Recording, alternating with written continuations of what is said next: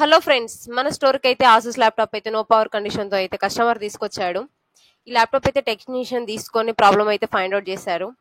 Service ఇంజనీర్కి అయితే laptop ఇస్తే ఇది ఎల్విడిఏసి సెక్షన్ ప్రాబ్లం ఉంది, మొత్తం బర్న్ అయింది బోర్డు మొత్తం అన్నారు. మన దగ్గరికి అయితే ఆసూస్ మదర్ బోర్డ్ వచ్చింది.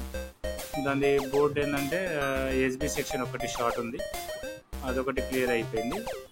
ఇప్పుడు పవర్ వస్తుంది. దాని తర్వాత ఎల్విడి సెక్షన్ కనెక్టర్ది డిస్ప్లే కనెక్టర్ అది బర్న్ అయింది, ప్లస్ డిస్ప్లే కేబుల్ కూడా బర్న్ అయింది.